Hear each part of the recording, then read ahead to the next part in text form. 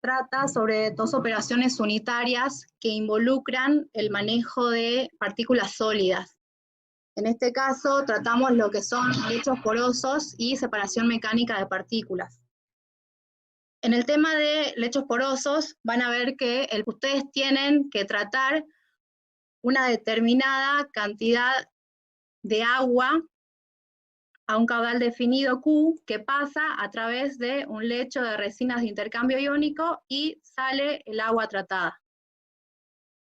Bien, en este caso el objetivo del lecho, digamos, es ablandar el agua que está ingresando. Pero lo que a nosotros nos interesa desde el punto de vista de las operaciones unitarias es la caída de presión que se genera en nuestro fluido cuando circula a través de este lecho de partículas sólidas. Fíjense que en la figura lo que les muestra en azul son partículas sólidas. La ecuación que me permite definir cuál es la caída de presión a través del lecho debido a la circulación de mi fluido viene dada por la ecuación de Ergun. En esta ecuación, como dijimos anteriormente, nuestra variable de interés es la caída de presión a través del lecho. Y fíjense que dependen de varios términos.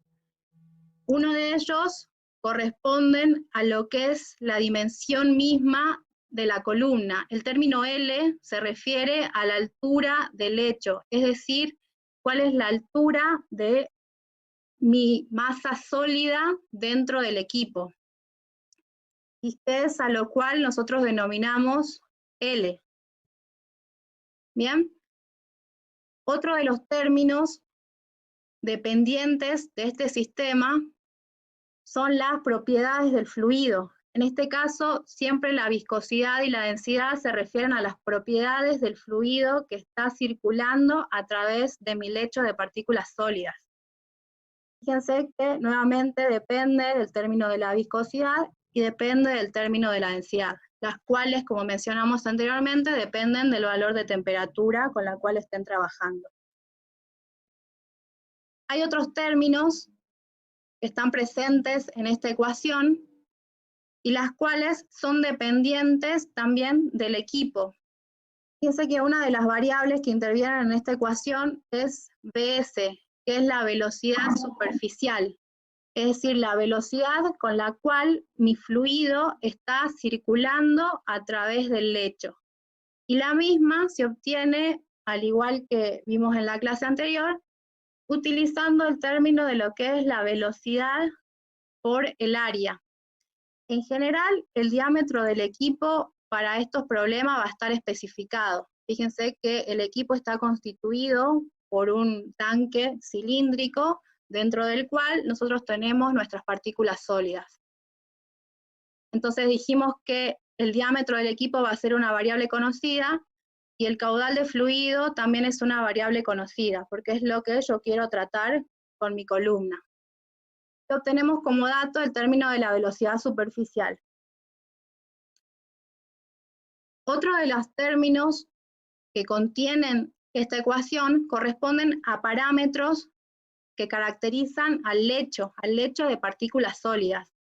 Entre ellas están lo que corresponde al diámetro de la partícula, que es el dP, y el término de la porosidad, que es el que está representado en la ecuación en muchos de los términos. Esto se refiere a la porosidad del lecho. Nosotros en la plataforma de la materia le hemos presentado una serie de gráficos en las cuales me permite determinar cuál es el valor de la porosidad del lecho. La forma de ingresar al mismo es conociendo el valor de esfericidad de mis partículas sólidas. Fíjense que en el gráfico presentado nosotros asumimos que la mayor parte de los sólidos están representados como esferas, y por lo cual la esfericidad en este caso toma un valor de 1. Con ese valor de esfericidad nosotros ingresamos al gráfico y tenemos que interceptar con una de las curvas presentadas. El gráfico que ustedes tienen les muestra 3 tipos de empaque. Fíjense, está el empaque normal, el empaque abierto y el empaque denso.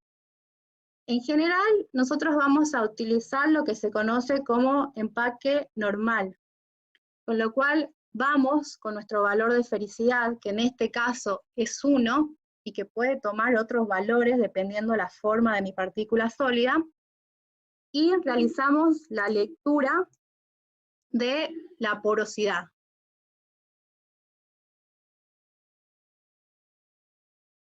El último término que nos queda por ver de esta ecuación corresponde al diámetro de la partícula. Y fíjense que el diámetro de la partícula algunas veces tiene un valor definido, les va a decir que el diámetro de la partícula es, por ejemplo, 10 milímetros, y en otros casos está proporcionando un rango de partículas sólidas. ¿Bien? En el caso del problema, le está diciendo que ustedes tienen un sólido con una determinada distribución de tamaños de partículas. Es decir, que no tienen un sólido con un diámetro definido, sino que tienen un sólido que tiene una variedad de rangos de diámetros. En este caso, le está diciendo o le da la especificación que corresponde a las mallas Tyler. Y le da siempre la denominación que ustedes ven en la pantalla. Les dice que es menos 8 más 10. Estos valores lo que van a hacer es darle el rango de diámetros. En un tamiz que pueden asemejarlo ustedes con un colador, les quiere decir que va a pasar por la malla 8 y va a quedar retenido en la malla 10. ¿Bien? ¿Cómo obtenemos entonces los diámetros de la partícula a partir de esta especificación? Lo que tenemos que hacer es ingresar a los que son los tamaños normales de las mallas Tyler. Esto nuevamente es solo un extracto de lo que es la tabla completa. La forma de ingresar a la misma, fíjense que es con el número de mallas. Seleccionamos el número de mallas. Por ejemplo, en este valor es 8. Y el valor que vamos a leer corresponde a la abertura de malla, que puede estar dada en pulgadas o puede estar dada en milímetros. Ustedes van a decidir cuál les conviene más de acuerdo al sistema de unidades con las cuales estén trabajando. Entonces, en este caso, para malla 8, nosotros sabemos que el diámetro de partícula, por ejemplo, del dp1, va a ser 2.362 milímetros. La forma de definir el otro rango de tamaño es la misma. Vamos a la malla, que en este caso es 10, seleccionamos y determinamos el valor de la abertura de malla, que en este caso, para malla 10, es 1.651 milímetros.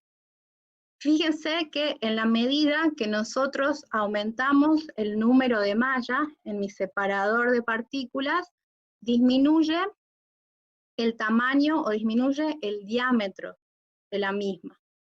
Bien, una vez que nosotros hemos definido cuál es el rango de tamaño de partículas sólidas que tiene mi lecho, tomamos el valor promedio para utilizarlo en la ecuación de Ergun, que es el valor que está acá. Ahora bien, con todos los datos ya obtenidos a partir de nuestro sistema, podemos determinar cuál es la caída de presión a través del lecho. Recuerden que es la variable que nos interesa en el caso de trabajar con lechos de tipo fijo, que es el caso anterior. Ustedes tienen que, este mismo sistema, que en una primera instancia estaba tratando agua, por ejemplo, con esta dirección, necesita una etapa de regeneración. La regeneración generalmente implica que el lecho tenga que expandirse, que es lo que sucede en la figura siguiente. Y para expandirse, nosotros tenemos que ingresar la corriente de mi fluido por la parte inferior y bueno, saldrá por la parte superior del mismo. Pero fíjense qué es lo que sucede. Nosotros cuando ingresamos el fluido por la parte inferior, va a aumentar la velocidad del fluido dentro del equipo. Esto va a hacer que mi lecho de partículas sólidas comience a burbujear inicialmente dentro del mismo, que posteriormente las partículas sólidas se suspendan. Y que hace que el fluido pueda tomar toda la totalidad del área de cada partícula sólida, y lo cual permite su regeneración. En este caso, al trabajar con lechos porosos, la caída de presión de este lecho, que corresponde a un lecho de tipo fluidizado, va a estar dada por la ecuación presentada acá en la parte superior, donde el término L1 corresponde a la expansión que está alcanzando el lecho en este momento. Fíjense que inicialmente, cuando nosotros estábamos trabajando, habíamos definido que la altura o longitud del lecho estaba dada por un valor que en estas ecuaciones vamos a denominar L0, o que corresponden a una altura inicial del lecho. Pero que una vez que nosotros ingresamos el fluido por la parte inferior del equipo, lo cual permite que las partículas sólidas se suspendan en el fluido, fíjense que la altura del lecho aumenta. Y esa expansión del lecho provoca que la porosidad del lecho, la cual dependía del grado de compactación de mi sistema, también se modifique. Y esos son dos términos que intervienen en la ecuación que me permite determinar cuál es la caída de presión a través del mismo. Y fíjense que en este caso también interviene lo que corresponde a la densidad del sólido. Hasta ahora nosotros habíamos trabajado únicamente con la densidad del fluido que estaba circulando a través del lecho. Pero cuando nosotros fluidizamos nuestro sistema, tenemos que tener en cuenta las propiedades del sólido con el cual estamos trabajando. Y en este caso se ve afectado por la densidad del sólido. Los términos de la caída de presión, fíjense que tenemos la porosidad para el nuevo estado, que corresponde al L1, a una expansión, y la cual se determina en general a partir de esta relación. Esta relación lo que me está proporcionando o me está vinculando es L1, que es la altura con el lecho expandido respecto a la altura inicial que tenía mi lecho, que es L0, y me relaciona la porosidad del lecho. Esta porosidad E sub 0 corresponde a la porosidad inicial, a la porosidad que calculé en el sistema anterior con la gráfica correspondiente, y que era dato. Y de esta ecuación, nuestro objetivo es determinar la porosidad en el punto 1. El enunciado de este problema en particular le dice que la expansión del lecho es un 100%, con lo cual está diciendo que mi altura inicial se replicó una vez más en su 100%, y con lo cual la relación que yo tengo es que el L1 es igual a 2 veces el L0. Bien, este caso en particular tiene una expansión del 100%. Hay otros casos en que la expansión puede ser diferente. Todo depende de cuál sea la operación que esté llevando a cabo con el lecho fluidizado. Ahora bien, otra de las consultas que se dan en cuanto a este tipo de problemas corresponde a que ustedes tengan que definir cuál es el caudal de fluido que tiene que ingresar, o cuál es la velocidad del fluido que tiene que ingresar por el lecho para que permita la expansión del mismo. Y a esto es lo que corresponde la ecuación que está acá. Fíjense que la misma depende de lo que es la porosidad inicial del lecho y de la porosidad cuando el lecho se expandió, las cuales ya son valores que obtuvimos a partir de las ecuaciones anteriores.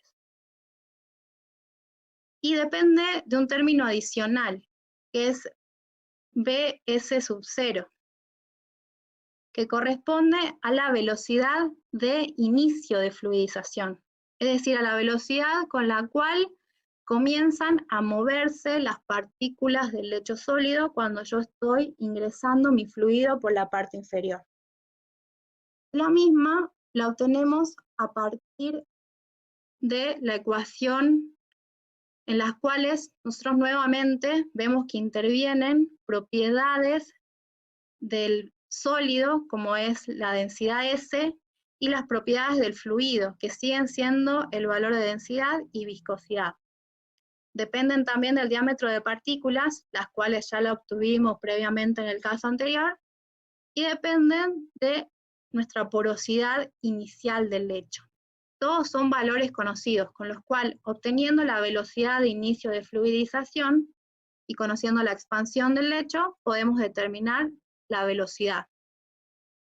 Y con la velocidad, como dato, lo mismo que hicimos en la correlación en la cual determinamos la velocidad a partir del caudal, en este caso determinamos el caudal a partir del dato de velocidad.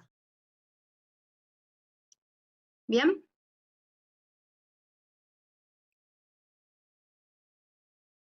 Tratan lo que son las separaciones de partículas.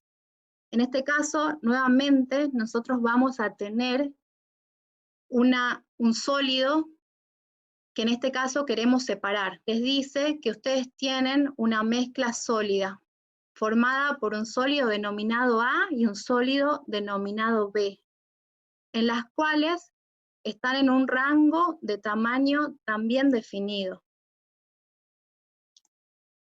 que en este caso era 40 micrones y 100 micrones. Disculpen que no puedo colocar la unidad con esta pantalla.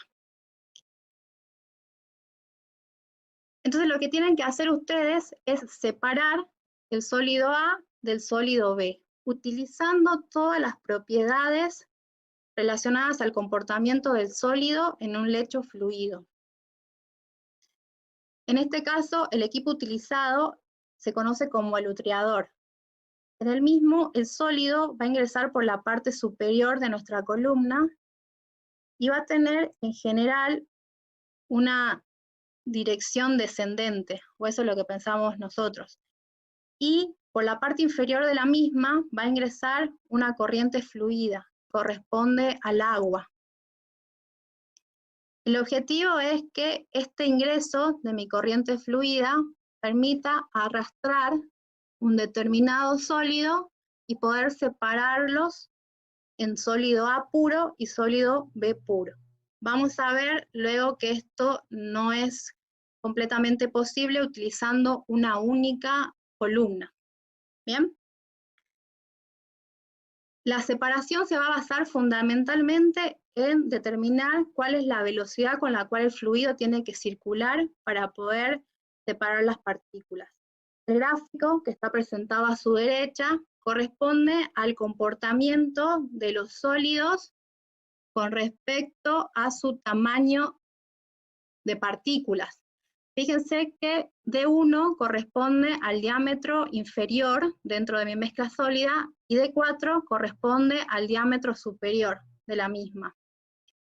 Estas curvas lo que me representan es para cada diámetro de cada sólido obtengo lo que se conoce como velocidad terminal o velocidad de sedimentación, la velocidad con la cual cae el sólido hacia el fondo de mi equipo. En general, y si esto siempre se da, la curva que representa este comportamiento de las velocidades terminales en función del diámetro que está por encima corresponde al sólido más denso. Y la otra curva, que es la curva inferior, corresponde al sólido liviano o de menor densidad. Esto nuevamente tiene que ser calculado. Esta es una representación esquemática. Ahora, ¿cómo determino yo que puedo realizar la separación de los sólidos? Fíjense que si yo quiero separar, por ejemplo, mi producto A de manera pura, lo que quiero hacer es que todo el sólido B salga por una de las corrientes y todo el sólido A salga por otras corrientes. Entonces, defino, acá en este caso, cuál es la velocidad con la cual yo puedo arrastrar a mi sólido B completo en la totalidad de mi tamaño. Fíjese que la peor condición va a ser cuando yo tenga el diámetro más grande de mi sólido. Entonces, por eso selecciono este punto. En este punto, yo voy a determinar una velocidad terminal. Velocidad terminal 1, que es lo que se conoce. Entonces, todo el sólido que quede por encima de este punto va a sedimentar. O sea, todo esto que está por acá va a salir como sólido 2. ¿Por qué? Porque la velocidad con la cual sedimenta, con la cual cae, es mayor que la velocidad con la cual el fluido está circulando hacia arriba. Y todo lo que quede por debajo de esta curva, lo que va a hacer es ser arrastrado por mi corriente de fluido. ¿Bien? Entonces, de esta forma, lo que yo definí es la velocidad con la cual mi fluido tiene que circular para lograr una separación. Conociendo este dato de velocidad y conociendo el diámetro de mi equipo, yo puedo obtener el valor del caudal de fluido que tiene que circular a través del sistema. Y fíjense que lo que va a hacer, lo que va a sedimentar, en este caso de mi fluido A, lo que va a salir, no sale en su totalidad de tamaño, es decir, no sale desde el diámetro 1 hasta el diámetro 4, sino que va a sedimentar exclusivamente desde este punto, desde el diámetro 2 hasta el diámetro 4. Y que por mi otra corriente, sí o sí, voy a seguir arrastrando lo que es el sólido pesado. Entonces lo que tengo que hacer en estos casos es definir cuál es mi gama de tamaño. Como les dije anteriormente, si mi fluido está circulando por el equipo a una velocidad terminal 1, todas aquellas partículas que tengan una velocidad terminal superior, o sea, una velocidad de sedimentación superior, van a salir por la parte inferior de mi sistema. Fíjense que estamos sacando A puro, pero en un diámetro de tamaño que va desde el D2 hasta el D4, que era el valor máximo. Y que por la parte superior de mi columna, ¿qué hicimos? Sacamos todo el sólido B. Todo el sólido B fue arrastrado por la corriente de fluido que está circulando. Y que también una parte del sólido A, dada por el tamaño D1 y D2, también está saliendo por mi corriente fluida. Es decir, que con este equipo logré separar solo uno de los sólidos de manera pura. La otra corriente sigue manteniendo los dos sólidos que corresponden a la mezcla. La forma de determinar ahora el valor de la velocidad terminal está dada por esta ecuación. Fíjense que depende del término que es el diámetro de la partícula, la cual ya está definido, depende de la densidad del sólido y depende de la densidad del fluido y de un factor que se denomina CD, que es el coeficiente de arrastre. Como el coeficiente de arrastre, lo habrán visto en teoría, también depende de lo que es el número de Reynolds, la forma de obtener esta velocidad terminal es utilizando esta relación. Esta relación asume que nosotros conocemos el diámetro de mi partícula. Y lo que hacemos es obtener un Reynolds denominado Reynolds terminal, o Reynolds de la partícula, la cual me permite obtener la velocidad terminal. Fíjense que este término, nosotros conocemos el diámetro de la partícula. Y el diámetro de la partícula, dijimos en este caso, que correspondía a D4, porque era la decisión que habíamos tomado. La densidad del sólido es la densidad del sólido B, porque fíjense que es el sólido B en el tamaño 4, el cual me define la velocidad.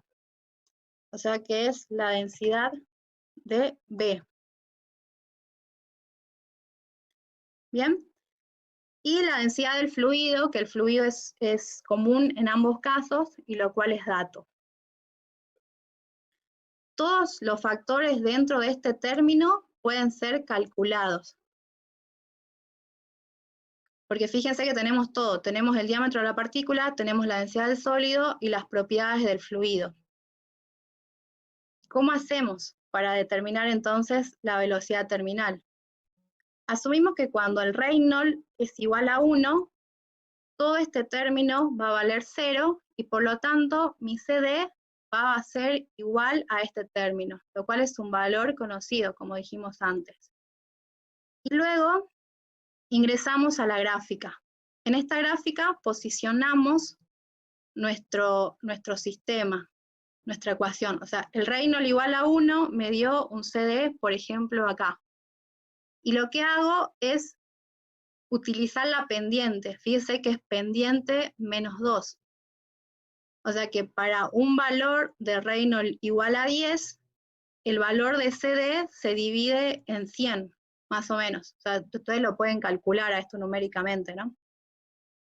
Y lo que hacen es obtener una línea recta de pendiente menos 2. Esta pendiente de línea recta que nosotros tenemos acá, para obtener el valor del Reynolds terminal, tenemos que intersectar esta línea recta con el valor de esfericidad. Fíjense que los valores de esfericidad están dados acá.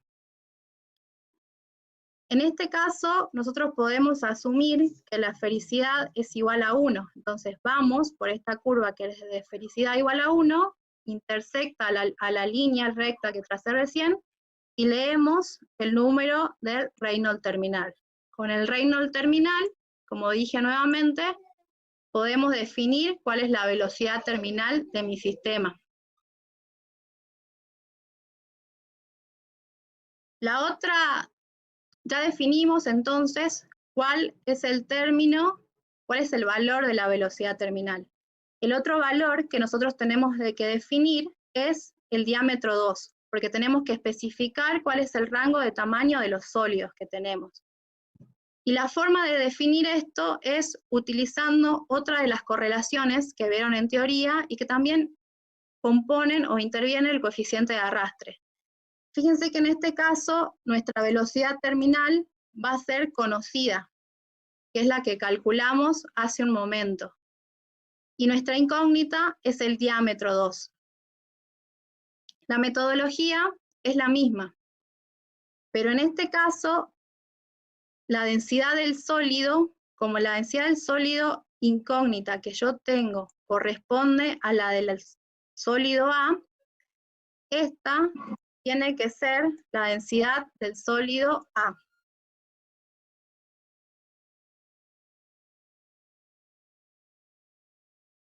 ¿Bien? Nuevamente, cuando Reynolds sea igual a 1, todo el término que corresponde al logaritmo va a valer 0, esto, y por lo tanto el CD va a ser igual a este término, los cuales tienen variables y valores que son conocidos por ustedes. Recuerden, en este caso, la densidad del sólido es la densidad que yo tengo la incógnita de mi diámetro de partícula, que corresponde en este caso al sólido A, y la velocidad terminal es la que calculamos previamente.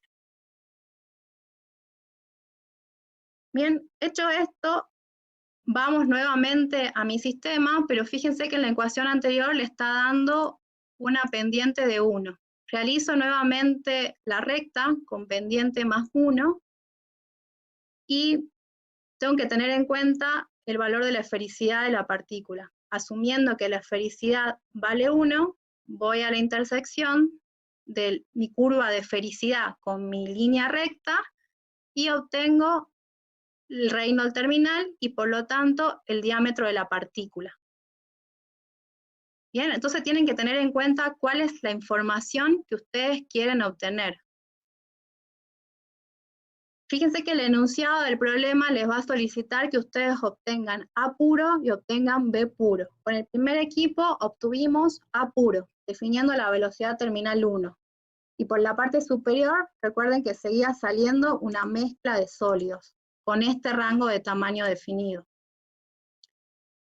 Para poder separar lo que es el sólido B, lo que tenemos que hacer es utilizar otro equipo.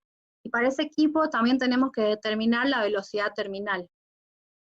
En este caso, como queremos separar nuestro sólido liviano, nosotros sabemos que el liviano en general es arrastrado por mi fluido, mi condicionante entonces va a ser que yo quiero que todo mi sólido A, que es el sólido más pesado, precipite, que salga por S4.